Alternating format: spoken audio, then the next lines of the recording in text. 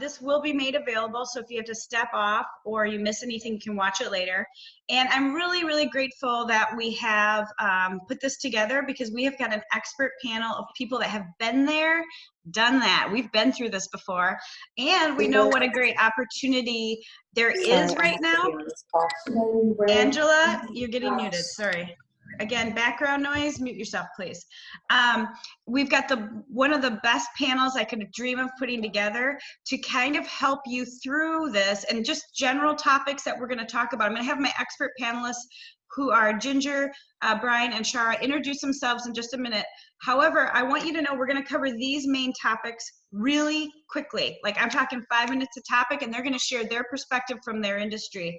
How have things changed overnight for mortgage, for closings, with title, with just general day-to-day with running a brokerage and keeping deals together?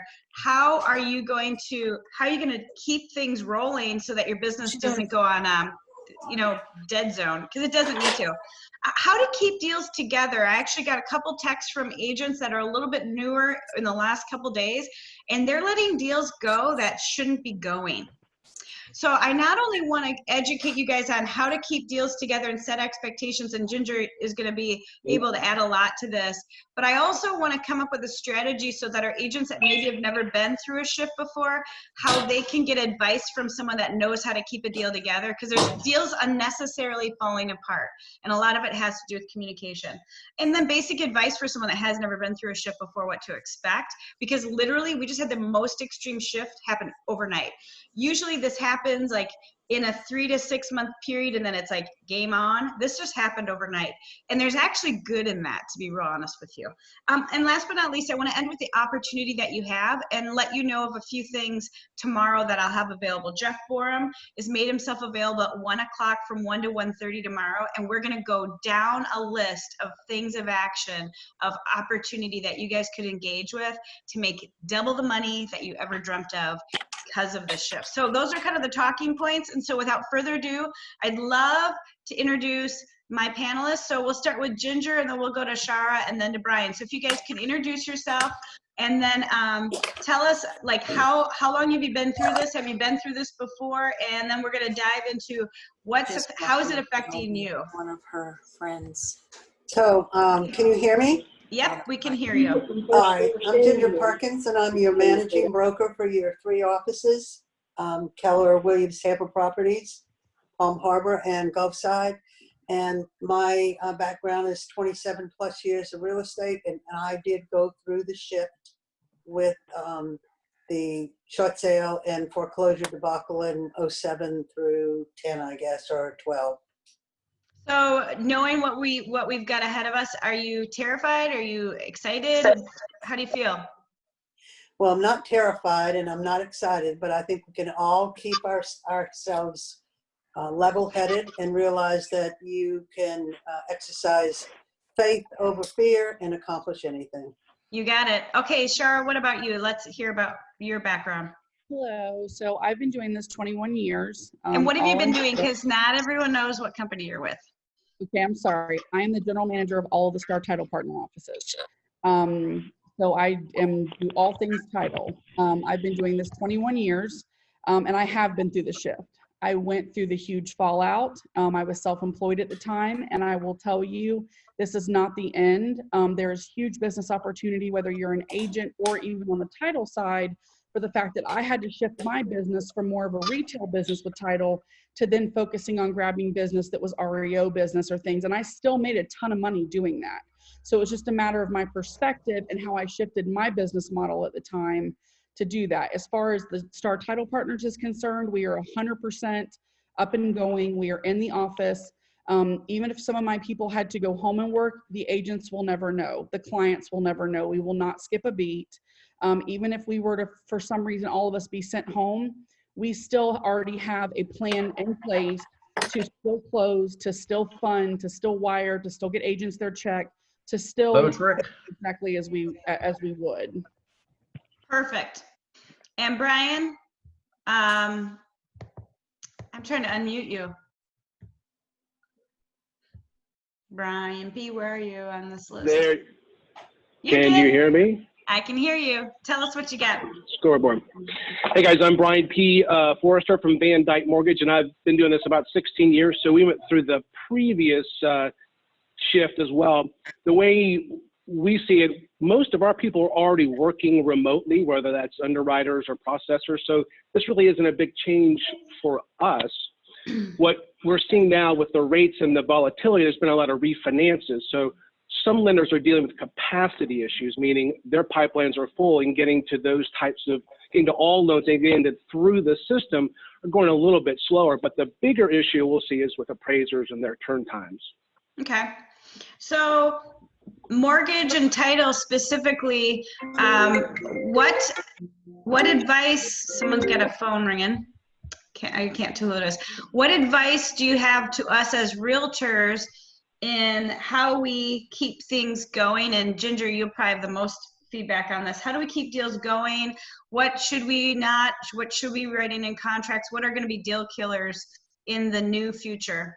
What does it look like? You're asking me to speak up first? Yeah, because you probably have the most insight as a broker. And Brian and Char, whatever you can add to this, because this is the #1 question I'm getting. And Ginger, this is something I don't know exactly how to handle, because a lot of agents that say deals are dying for reasons they shouldn't be. It's just expectations and conversations. Right. So the agents will be able to keep the deals together by remaining calm themselves, but also exercising the professionalism they have as Keller Williams agents by, being willing to be a leader in the transaction, not get into a debate with the other agent, and continually remind the other agent that this is a binding contract. And if their buyer or seller wants out, you have to remind them to take legal advice. Now, my calls this week all have been about force majeure and can we cancel because of that? The buyer's afraid he's going to lose his job.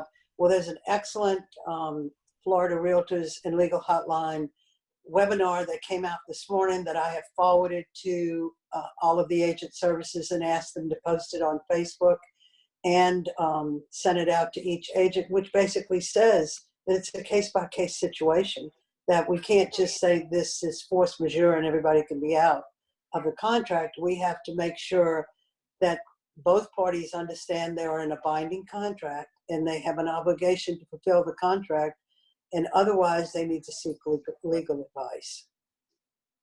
Great. I think that's very sound advice right there. And I think, Ginger, from what I'm hearing of deals falling apart, it's often the other agent on the other side of the deal not controlling the situation. So how would you handle that? Because I think we're running into that a lot. I know, and that's really where the downfall is. Every call I have has not been our agents, customers, or clients. It's been the other agents. And I think the best advice we can give the other agent is, before we proceed, why don't you give the legal hotline a call? Oh, that's maybe share the video. Maybe share the video you sent us, right? Right, exactly, because it basically spells out very explicit details of the obligations of both buyer and seller, and what they should do in terms of trying to get out of a contract. Mm-hmm.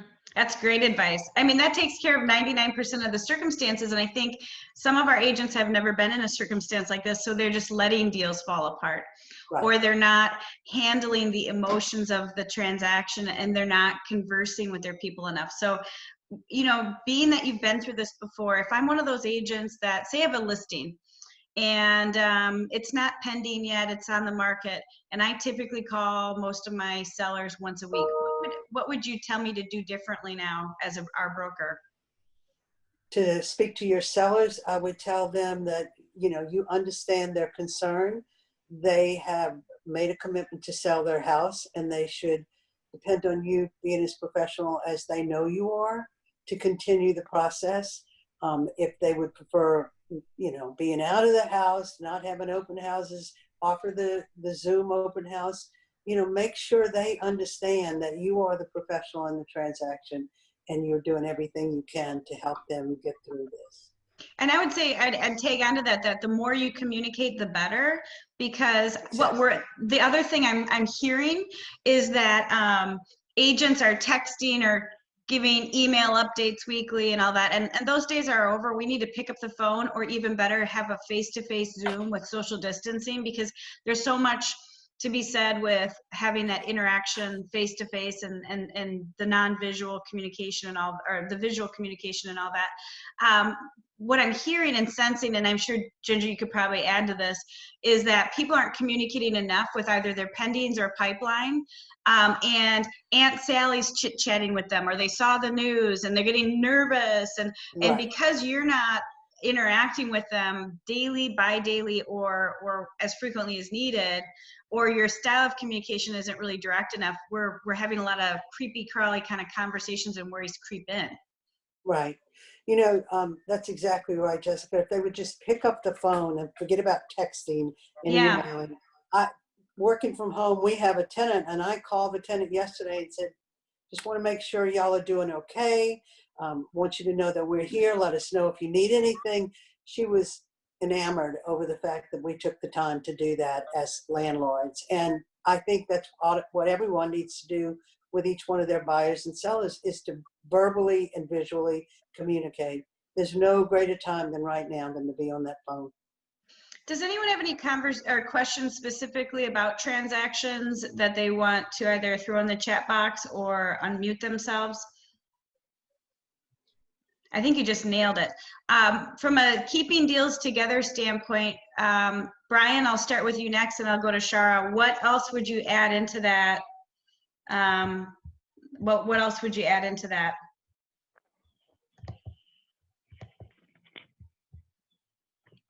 Brian,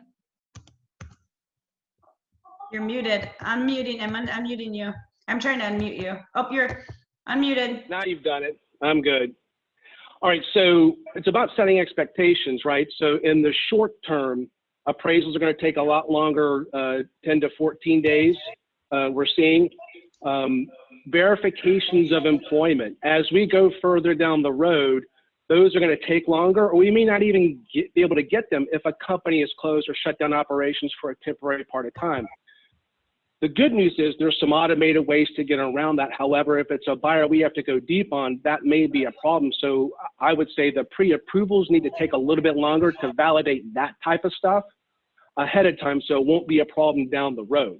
How long Okay. would you say they should be longer? So specifically, if I'm writing a contract, what do you think we should do? I'm saying 45 days.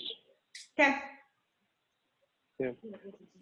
Yeah, because you don't want to rush the deal and make it be messy anyway, if you know that's what it's going to be. No, and you know the thing is, year to date, up until 2 weeks ago, as a company, we were up 21% on pre-approvals year over year, right, for purchase business. So you know, you and I have talked many times about that, where 30, 60, 90 days down the road, that's going to lead to a lot of deals. So there's a lot of people hanging out there ready to buy or looking to buy that haven't pulled the trigger yet. So these are things that we need to address in our current pipeline. Okay. That's all good. I think we need to get that out to everybody so people know what reasonable expectations of turn times and what those are, because the more pressure we put on transactions, the more likely there are to blow up, right? Right. We want to ask more and better questions about the approval. You know, did you look at the documents? Have you done a verification of employment? Is there something you're going to need from that employer? And if so, are they open? I mean, these are things we have to take to the nth degree, because that could snag down the road. I mean, you want to do all the heavy lifting up front. Okay, everyone is unmuted because you guys are having a hard time unmuting yourselves, and yet if you're in a noisy location, remute yourself so that if you have a question to ask, you can go ahead and ask it. And several of you are in loud spots. Melanie Shoemake is unmuting she's not you. having a hard. She's muted. Yeah, Jake here. I got a question for Brian. Okay, Brian, or Jason, or Jake, go for it. Hey, Brian, you had sent out a while back like 10 questions to ask a lender for vetting a pre-approval. We use that at a high level. Could you send something out again and maybe add a few additional questions that could help us go deep on this? I mean, I'm talking like, you know, are they in an industry that is impacted? Like, those kinds of questions, like what else should we be asking? Would you be able to put something out? I know you guys kind of did that before. Would you be able to do that again? Yeah, we were discussing that internally today about revamping that, and we're also trying to figure out, well, what are we going to need down the road in a transaction? So the answer is yes, we'll have something probably in the next 2 to 3 days for you guys. That's fantastic, because I know how many of you have actually taken a listing off and then the buyer flaked out and they really weren't that great of a buyer. So it's a way of qualifying the buyer before you accept the offer. It's really smart. And even we're trying to move people through the TBD process, get them underwritten and done as soon as we possibly can, versus just doing a pre-approval and then sending them out. Well, and then they're like a cash buyer. So if they're competing, they're more likely to win. So agents need to understand the difference between one and the other, and the benefit of a mortgage brokerage like Van Dyke that'll go that far with the buyer to make them practically cash buyers. I got a question. Yep, go for it. So, well, Brian, I mean, you talk about verification of employment with so many people being businesses and jobs closing, and how is a lender going to feel comfortable that this person is going to still have a job and an income 2 weeks from now? Yeah, that's going to be something that's going to be a case-by-case basis, right? What type of industry are they in? What does the history say? What does their job history tell us? There are ways around doing a verification of employment, getting it from a live person at a company. So those are things we're going to try and utilize as much as possible. Yeah, because if I'm a waitress at a bar or a bartender, I just got unemployed for 30 days. At least.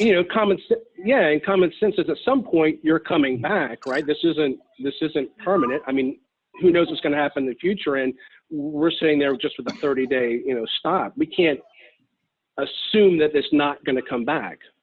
So let me ask you this: if I'm an agent with a pipeline of buyers that are soon to be buyers, but they really haven't taken getting verified and actually pre-approved, this might be a great conversation starter. Like get lined up now, because today you're ready to go, and who knows with what's going on next week, if you're not going to be able to get that done. That's right. And what if they change underwriting guidelines? What if the IRS shuts down for a little while? I mean, you need tax transcripts, so sometimes there's a workaround for that. It's all subjective for each individual buyer. So I got that. So it all depends on what that situation calls for, and we're going to try and find ways around those types of documents. However, sometimes you just can't get around that, and so the sooner we get them in to know, the better. So here, this one goes to Gilbert Shara and Brian. tell them thank you. I'm gonna have to mute this iPhone person. You keep talking. Love you, but can't hear. Shara and Brian, here's a question I have on chat to me. Okay, so what if the clerk of courts closes? Are closings done? Yeah, I already, yes, and I already actually have the perfect answer for that, because I spoke with all the underwriters yesterday, and this is what we're doing. Thank goodness for the underwriters that we use at Star, because what they're doing is there is already closures. So normally we know we only have a couple days to close that gap between the date we close and the date we record to ensure the policy for free of defects. What they're doing is, for as long as those clerks are closed, the underwriters are willing to stretch that gap as needed so that we still are protected if anything were to get recorded after the fact. We're just going to hold on to that until everybody's up and going. So that's actually a fantastic thing for us, is even if the clerk shut down, it is business as usual, and that gap is going to be extended by the underwriters. As you guys know, the couple-day gap that's there is in case somebody were to throw a lien or judgment on the property, the underwriter will pay it off and insure it so that we still have clean title to the new owner. They're extending that until the clerks open it, and we have time to catch up and report everything. Wow, that's fantastic. That's really being proactive. And here's the thing is, you can't rely on every title company being capable or able to do that. So these are the things as a realtor I'd be thinking about, because Brian can like pre-qualify, or make sure I'm using the right words. What do you call it where you make a buyer like cash ready practically? What's the jargon, Brian? Oh, you're muted again. I don't know how you muted yourself. How do you keep muting yourself? Trying to unmute. There you are. I blame you. All right, so we call it a TBD, a to be determined. We just tell them we want you to go through underwriting. It doesn't cost you anything. It just takes a couple of days. So it's underwriting, a commitment, if you will. We can write a commitment letter versus an approval letter. Okay, so that's like that's taking it to another level, and I just want to make sure everyone on this call understands how great that is, and how great it is, Shara, that with Star Title you guys have lined all these things up. If you're working with a mom and pop shop or a big corporate mortgage, you're not going to get that. So make sure you're partnered. Right now, here's the things that you're going to feel are different. Realtors are becoming very valuable again. Instead of just popping a sign in the yard, and I'm sure Ginger can attest with me, instead of just popping a sign in the yard and it sells in 21 days, we are needed again and valued again. And these unproven models that have been trying to sneak into our industry become like names we forget overnight, because for 1% listings, they can't get anything to sell. So part of the cool part of this is we're valuable again, and our commissions, instead of fighting for them, become earned in a way, and we feel valued by the consumer. And the second is we really are experts to keep the deal together. So you got to definitely work on your skill set, because you can't just throw a sign in the yard and hope for the best anymore. And yet your team around you, your mortgage guy, your title gal, are critical. So Ginger, what would you want to add from that? And Shara, what would you like to add? Or Brian, anyone? Well, I just want to. I'm sorry, Ginger. There was somebody that has a question about if the buyer or seller don't want to come into the office, how do we handle that? We've already got a full plan for that. If it's a cash deal, obviously we're going to have them sign on email, scan it back to us, and we can fund from there. The only thing that I would need with a wet signature, obviously, is the warranty deed. And we're even willing to, at our cost, FedEx that warranty deed, or they can print the warranty deed out at their house, wet sign it with a notary, and send it back to us, and we'll give them a prepaid FedEx label.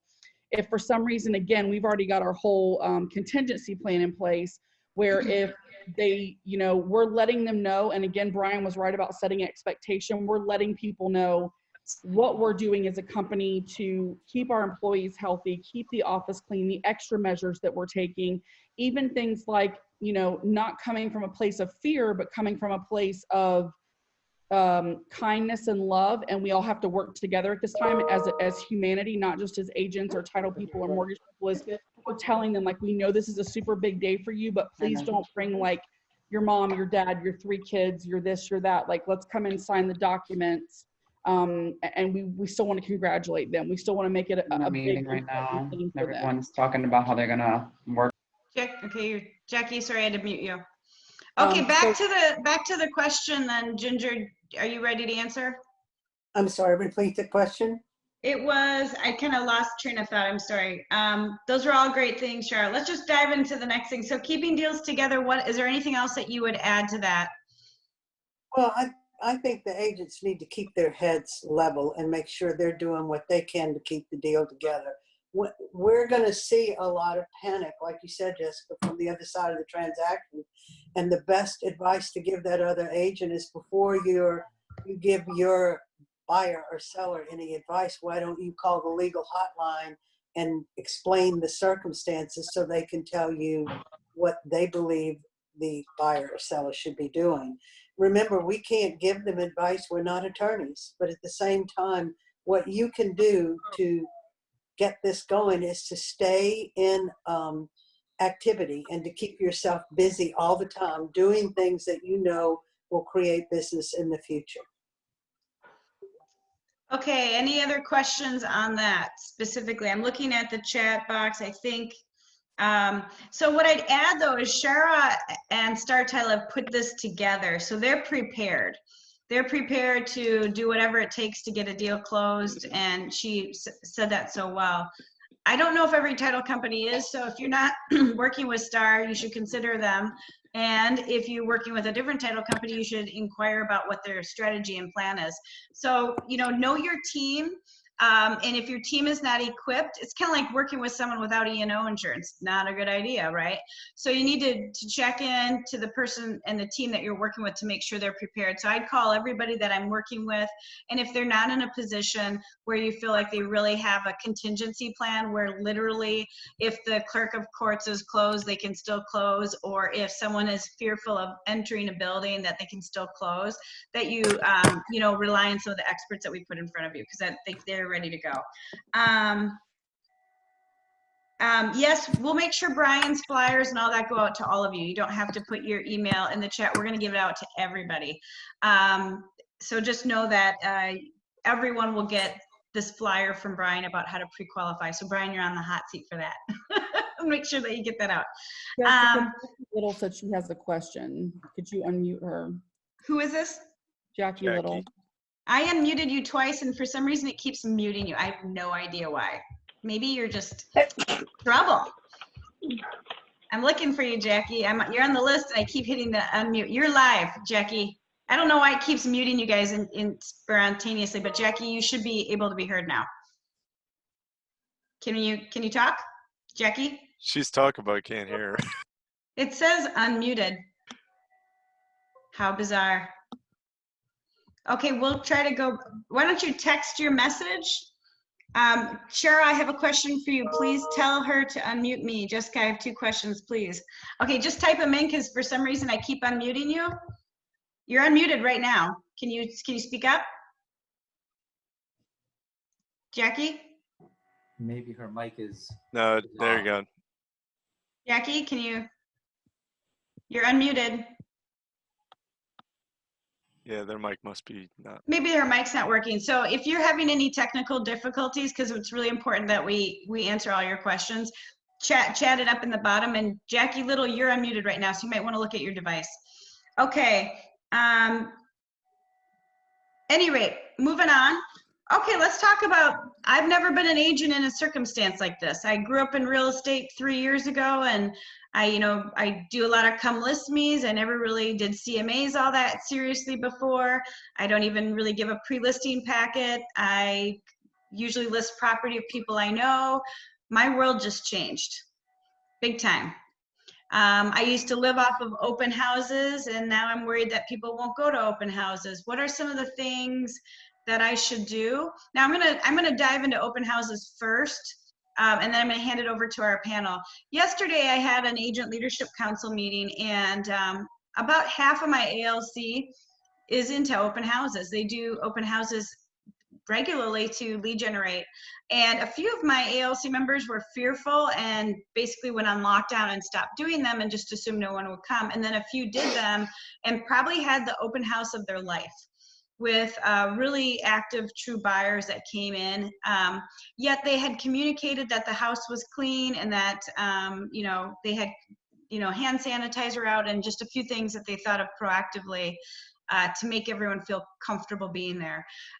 So I want you to know that open houses aren't gone, and don't make assumptions on some of these things, because you might be pleasantly surprised that people are still leaving. Phil Willer was one of them. Phil Weiler shared how he had all kinds of people from the neighborhood come out because they were so sick of social distancing. They wanted to go see the house, so the whole family came together and checked out the home. And so it wasn't a ghost town, and yet most of the people that came in were really serious people, and he actually had people kind of waiting out the door to come in. So just know that don't let your mindset dictate your success or activities, because you might be pleasantly surprised. So let's just assume I'm one of these agents that are like 80% of the agents in the MLS right now that have never been through a shift. What advice do you have for me in terms of what I do now? What does my daily routine look like? And maybe what are things that you wished you learned sooner from the last shift? And I'll start with you, Ginger, and then move on to Shara and Brian. Well, if I were a brand new agent or an agent that just got in the business, I would call everyone I know. And the first thing I would do is inquire about the family. How is everybody doing? How, is there anything your family needs? How are your grandparents? Are they able to see the grandkids like they want?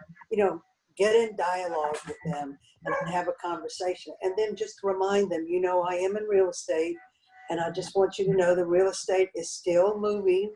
And if there's anyone you know who needs to buy, sell a home, I'd appreciate you letting me know who they are and giving me their phone numbers so that I can call them. Don't let them pass your name and phone number out, because that's not the way you're going to get business. And then just remember that if you continue to have daily activity in this industry, that it will produce business in the future. You have to continue to take the opportunity to strengthen your ability and overcome the unusual circumstances, because great agents don't fail. They analyze the circumstances and they keep moving forward to be the very best person they can be. Got it. That's great. What would you add to that, Shara and Brian? We'll start with you, Shara. I would definitely say that when I did go through the last shift, one thing that people have to remember is you can't kind of just, the last time it was the market that fell out, it wasn't a pandemic, but the bottom line is either way is a huge shift. So you're going to have to work extra hard. And for all the people that kind of just sat back from what I saw last time, and I'm going to include smaller builders, title companies, and even some agents that were really big in the area that I lived in, they got a little complacent thinking, oh, this will go away in 3 or 6 months. And it took, 6-7 years for it to go away. So I think that being proactive immediately, and again, like Ginger said, building that personal relationship and reminding them and keeping the panic out, to where even now I'm sure some of us aren't on Facebook as much as we were before, because that's all you see, and you want to keep perspective on what's real and what's not. So I think when you are reaching out, consistently reach out. We're doing that with our clients right now. Obviously our lenders, our agents, but also the buyers and sellers, and letting them know we're good. So we want you guys to feel good too. So I would definitely, I agree wholeheartedly with her statement, is you have to reach out, and you are going to have to work harder than you've ever worked before, but it will pay off. And at the end of the day, when it starts to get a little better, you will be one of the people that are left standing. Yeah, I think when we look at 08 and 09, that was pretty extreme. Brian, how many of the lenders, what percentage of lenders do you think left the industry after that, from a lender standpoint? 50%. I mean, I worked at 4 different places in 6 months, it was a bit. You're trouble, man. Some by choice, some not so much. We were just talking about this morning, and to us, it was complete clarity of what the lead generating activities are going to be, and doing them every day. We've talked about, had to get right with the boredom of mastery. Well, it's doing those things that get us there, and understanding what that is. We talk about double down. Some people in my industry, some people are doubling down, some people are taking a vacation. I don't understand it. So those of us doubling down and doing the extra work are getting the volume. Yep, double that's down. Exactly it. Twice as much work. That's what I keep telling you. Twice as much work, double down. Oops, sorry. No problem. Here's the thing is, it's really about finding the motivated, because many of you may have sellers that aren't really all that motivated.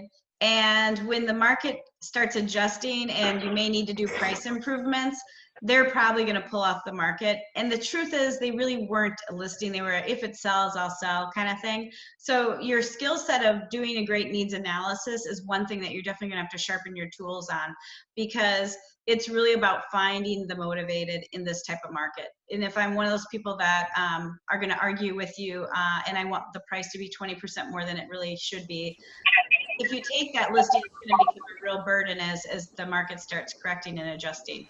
So for those of you that are used to taking a listing, popping the sign up in the yard, and actually struggling to even be able to do an open house because you got it under contract, don't feel like that's normal, because that isn't. It's just the market that you grew up in, and that's actually a very erratic market compared to what normal looks like. And what we're going to do is see it shift back to normal, and then maybe even back into a buyer's market. So it's been a long time since we've been there, and for those of you that haven't been there, those are the classes that I really want you to plug into. I'm going to share my screen for a second. I'm going to show you just a few things that you guys have. Now, can you see my KW Connect screen? Can I get a yes? Yes. Yes. Okay, so if you go to KW Connect, all of you at Keller Williams have this. At the very top, you'll see this red toolbar. Those are current live sessions that Keller Williams has put on. They're going to have pretty much every 30 minutes different topics, and some of the topics will be a little longer, but we know as adult learners, our attention spans about 22 minutes and we're ready to poke our eyeballs out. So that's why they have shorter snippets. But what they're doing is, if you go in here, they're going to have a class on right now. This is someone being featured with specifically what they're doing. And yet here's the lineup of everything that you can watch right now, from learning how to do a listing remotely through Zoom. I mean, that's later today. There's quite a few things that you can do today. But like, for example, this one at 1 o'clock, which is Central Time, which is going to be 2 o'clock ours. How about watching Harrow do a listing appointment by Zoom? Would you like to know how to do that, right? Because that might become a new norm. So just know that there's all these things being put in front of you, and the classes that we offer in the offices, we're going to be putting a universal calendar for all of Nikki's offices together. And so that we're working smarter, not harder, so that if you want to go into the classroom, you can, and if you want to watch things through Zoom, you are able to do that. And yet just know you have all these resources here, because you're going to have to adapt to a new skill set with pricing. Sorry, Beth, I'm going to mute you. Pricing, objection handling, those are going to be things that you're going to have to kind of dust off the rust. And for those of you that have been in the industry through a shift, you know you do. So our commitment is to provide all that to and for you. So here's what I'm going to ask all of you. I cannot read your mind, but I can tell the future, because I've been through one of these shifts before. In fact, I've been through 3 of them. And so I can kind of anticipate what your needs are going to be, and yet I don't know how you feel. I don't know really how you're feeling. So communication to us is really critical right now, so that we're providing you what you need. And I would say, for those of you that have never been through anything like this before, if you've got people wanting to cancel deals, follow Ginger's advice and remind them that they're in a contract, that they're obligated to, you know, follow that protocol she recommended. But again, if you start communicating with your pipeline and pendings every day or by day at a minimum, just to say, hey, just want to let you know we're still good to go, they're going to cool their jets and calm during this storm and chaos. Because, you know, you can have their Aunt Sally in their ear, or the neighbor down the street, or they watch the news and they could get put in a dither and really spiral out of emotional control and have a lot of circumstances come up that really aren't valid. And if you go back to their needs analysis of why they're buying or why they're selling, you can help get them where they want to be. So just keep that in mind. So just know we've got all that. And again, the offices are still open, business as usual. And again, we're still supporting social distancing. What else do our expert panels? Okay, so Jackie typed her question. I want to read it out. Okay, so this was for you, Ginger, and it's about the MLS. Do we have to make our listings temp off market if they don't want showings? Yes, because if it's in the MLS and it's active, it's assumed that it can be shown. If you're going to take it off the market temporarily, then you need to have the seller sign off on the status change form and make sure the seller understands that pulling it off the market is going to reduce the opportunity to get that ready, willing, and able buyer. Got it. Great. This one's from Angie Blackman for Brian. Do we know of any pitfalls in the insurance industry to prepare differently for? You know, at the end of the day, it's about getting that evidence of insurance. So as long as, you know, I know some of those people actually work remotely, as long as they can get that 4-point or those needed inspections to them so they can run their quotes, we should be okay. Okay. And yeah. So we'll just have, yeah, I think so. Okay, Kim Cloud had a good one. If a seller does not want showing, oh, you already typed, retyped yours. Thank you, honey. So no, the MLSs are not waiving the rules. In other words, the rules are sticking. Right, Ginger? That's right. Good try, but that's not going to work. We can't coronavirus the MLS. They're sticking to it. So yeah, so having a great solid team of experts. So one of the things I'd ask is my insurance provider, if they've ever weathered one of these shifts before. If I'm a new insurance provider, you might not want to be working with me right now. You might want someone that's been through the rodeo more than once, because great lenders, great title people, great insurance people, if they've been through this, they're already anticipating the rocky road ahead and putting plans in place like Shara did with working out how to work with the clerk of court. And you want someone on your team like that, because that's going to help you bulletproof the transaction. Now, one of the things next week that's going to start is Gary Keller is putting a national, you can't really see it because of my background, a national shift book club. Okay. Sorry, Mike Hydorn, I love you, but you're getting muted. A national shift book club, and they actually made Shift free via Audible if you go to Amazon right now, so that you can get a version of it even if you don't have one. And I would actually get an actual physical book so I could write notes in it. But we're going to be supporting this because one of the tabs in here is really about pricing, another is about setting expectations, another is about bulletproofing the transaction. So just know that I would dust off the rust and get this book back out if you haven't used it in a while.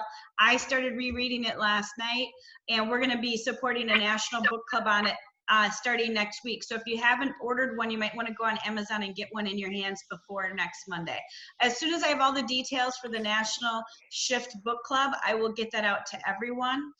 Because I know that will help anyone that hasn't been through this kind of anticipate what to expect, so they're not so nervous. And for those of us that have been around and have been through one but kind of forgot, it'll help us dust off the rust so we're equipped to be keeping deals together. Because again, so far from the transactions that I've heard about, with the exceptions of buyers just deciding to walk all together and just saying, you know, they had a contingency left over and they just decided to bail. And that's out of fear. Really, pretty much every other deal probably should have stayed together if we would have handled that conversation. So I want to also suggest that if you're in that situation, you should reach out to the office so we can get you with a senior agent that might be able to give you some good advice. Ginger, would you add anything to that as our broker? Well, yeah, I mean, I think the key here is for us to be professional with the other agent and offer the other agent advice to counsel their buyers if the buyers want to walk, because there is a lot of fear going on. Literally every phone call I've had this week has been about the buyers wanting to walk because of coronavirus. And, you know, not justifiably so. I may be losing my job 3 weeks from now. Well, there could be coronavirus, no coronavirus, and you could be losing your job 3 weeks from now anyway. So it's our professionalism to assist the other agent to know what the other agent should be saying to their buyer, their seller. You know, we need to remind the buyers and the sellers that they are in a legal binding contract. And to cancel it out of fear would be something that we would not recommend, other than to tell them they need to speak to an attorney. Perfect. Well said. And again, it's really having that conversation with the agent on the other side of the transaction too, to make sure that they're equipped. Right. Got it. There's really nothing more than that, but I think what I'm going to tell you is what I'm hearing. My senses is that there's a lack of communication going on. And if I look at the circumstances that kind of floated to me, I would say that was probably the case. Or it was an agent of ours that maybe is newer to the business and didn't know what to do to kind of run at this. So again, if you're not sure, don't be afraid to ask for help, because we're here for you. That's one of the things that make our culture so strong. Okay, so what's the opportunity? Now, I'm going to tell you, tomorrow there's 2 shifts or 2 classes happening at the same time. And you're going to get a Zoom link out for both today. One is Jake and Corelli at 1 o'clock tomorrow is doing a class on how to go for FSBOs right now, because FSBOs are going to need us. So if you're going to commit to for sale by owners as one of your lead generation columns, this would be a class for you to take. If you're not going to go after for sale by owner opportunity, I'd like you to join me for 30 minutes with Jeff Forum, and we're going to just brain dump like several action items and ideas of how you can make a lot of money right now. And I'm going to tell you, the faster you act the more opportunity you have. We have a very small moment in time where it's like opportunity mania. And what happens is when the market shifts, where it goes from extreme seller's market like it was. I mean, how many months inventory did we have? It was ridiculous. It was like zero inventory. And in record lows for so long. So we were like a seller's market like this, and now we went like here. So it seems really abrupt, but that transition doesn't last long, and that's where the opportunity is. They interviewed Warren Buffett yesterday, and they said, "Oh, you must be nervous." And he said, "No, I'm not. This is one of the times of massive opportunity because I understand what's going on." And so I want to make sure you guys do as well, and that you're able to kind of grab market share grab and relinquish the relationships with your database again, because many of us have somewhat kind of dissed our databases. You know, we haven't given the love that we needed. And Ginger shared that great care call. Call everybody in your database and ask, how are you? How's your family? How are you being affected?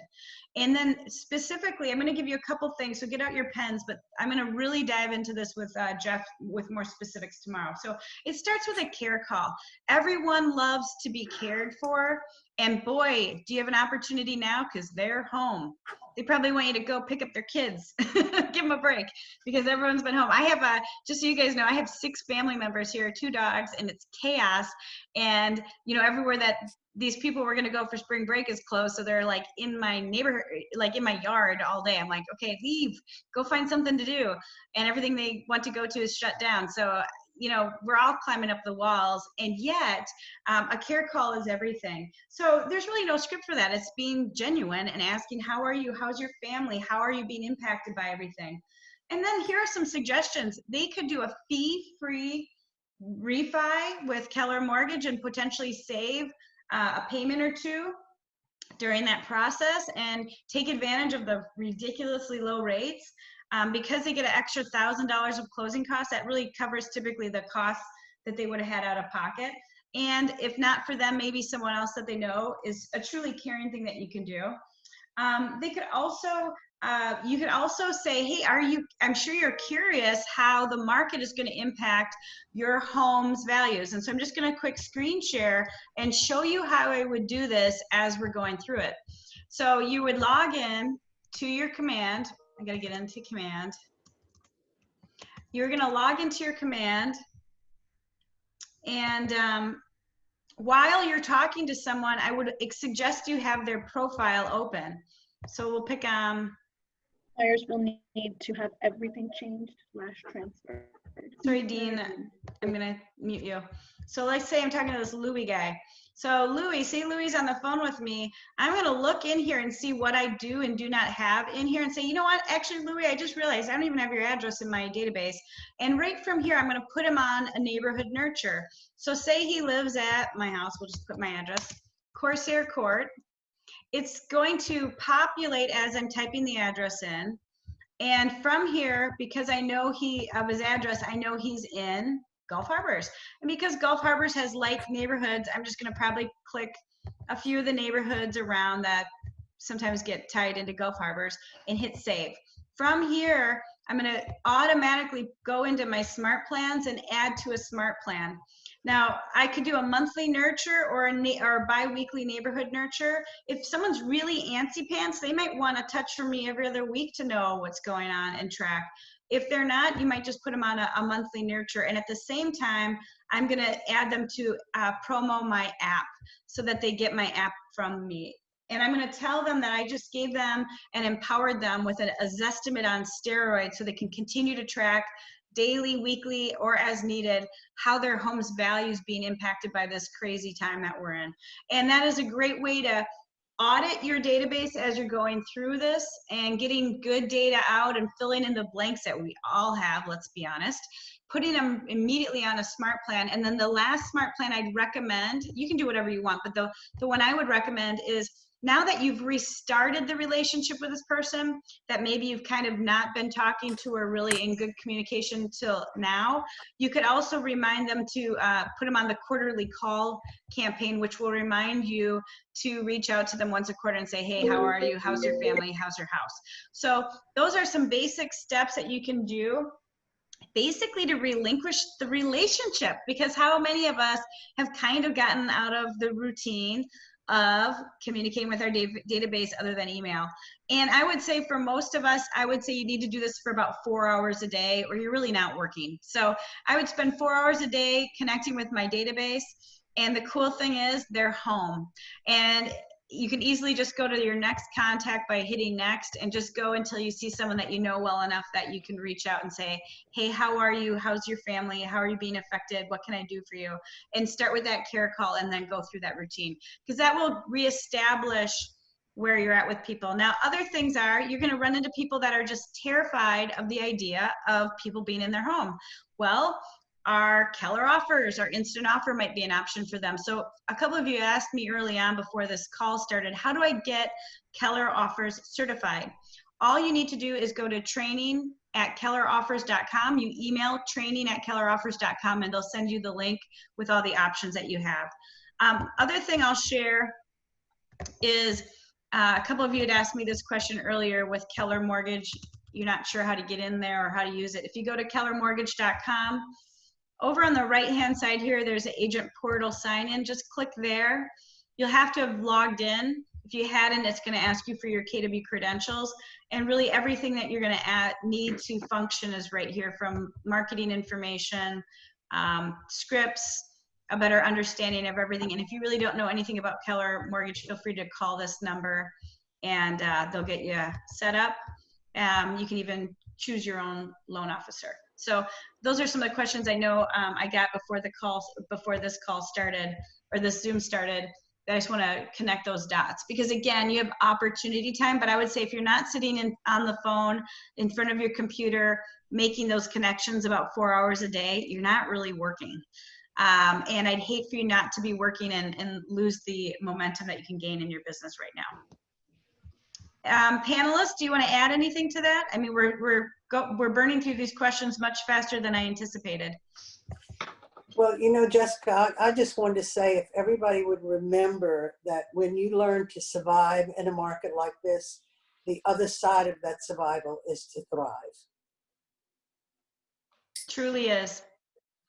So it's not something to lose your mind over, and yet it's time to get to work. So if you've been kind of on cruise control, I would just use the care call with your database as the first point. Now, if you don't have a database, let's be honest, when I relocated, it was 6 years ago yesterday, was my 6-year anniversary with KW Clearwater.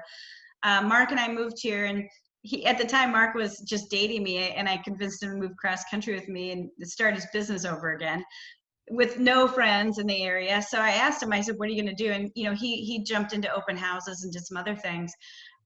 But if you're in that position where your database is pretty anemic, or it's not really big enough, I would really recommend that you get into the Facebook ads.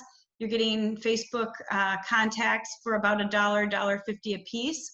And I'm going to ask Andrew Hicks, our new technology specialist for the Ubaldini Group, to actually do a class around this to make sure everyone's empowered how to do this, and maybe do some fun contests around it to see who can get the most responses. Yet, if you look, and I'll make sure I resend this out in an email, there is actually a smart plan specific to converting those leads at a high level, and that is actually a better conversion rate than even like a Zillow lead. So we'll make sure we share that.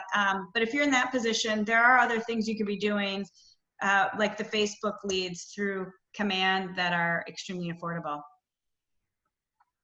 Okay, what other questions do you guys have?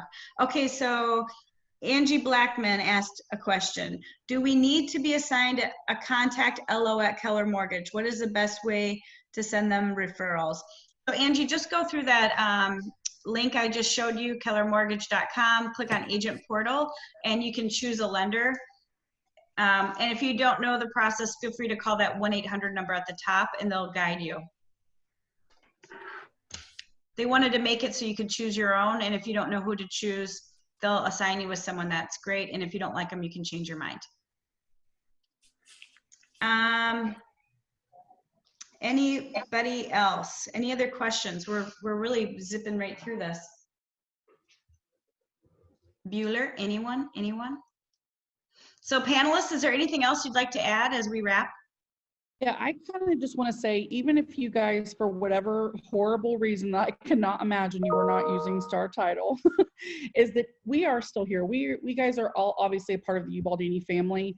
So if you guys have questions or concerns about deals that you have even other places, you know, my email address, and I'll give you my cell phone number to text me and my email address now. Reach out to me. If you have a question, you're not sure about a deal that you're working on, or you need some tips from my side, or even perception of how the closing is going to go down, just reach out to me and let me know. And I'm willing to help. Even if the deal's not here, we are all family, and we have to get through this together for all of us to come out on the other side. And if you're running into anything unique, share it with us at the office level so that we can kind of keep pulse of things that are happening, so we can see if there's any trends. Because if there's a trend, we can do a Zoom to teach on that so that you guys are up to speed. And if you feel like your deals are falling apart and you're not sure what to be doing, call the office so that you can be connected with someone, and we can empower you to feel like you're in control of the deal. Brian, do you want to add anything else? So I just go back to, it's all about setting expectations, understanding things are going to take a little bit longer. And we talked about it earlier, I think you did. We feel like this is a skills-based market. Having the 1% listing really doesn't matter anymore. It's how you perform in your systems and models. And I'll say that I can compete with any mortgage company for rate and fees and all that stuff too. So give us a try as well. Yep, I know Van Dyke's able to compete with the Keller mortgage offer. So you guys Yep. are on it. All day long. Thank you. Yep. And tomorrow, just to reiterate, because I have a couple people asking, tomorrow, Jeff Borum and I are going to go through a hit list of opportunities real quickly from 1 to 1:30. Again, this will be recorded, that'll be recorded, because we know you guys are living your life and getting through this chaotic time. So we want to make these things available. We'll be posting them on our closed Facebook group afterwards, so that if you go into my thread, I'll keep them as announcements on the top for about a week. And you can always reach out to any of the staff. 727-772-0772 is still the best way to get some support. The offices are still open. We'll continue to be open until we're told not to be open. The trainings are still available in the classroom as well as by Zoom. However, we're social distancing in the training room, so we're not likely to have classes of 100. We're like 20. So they'll be a little more lonely. However, if you are going in the office, don't feel like you can't be in the office, because we're clean. It's been deep cleaned, and we have everything you need there to function and work productively. Ginger, as our broker, is there anything else you'd like to say?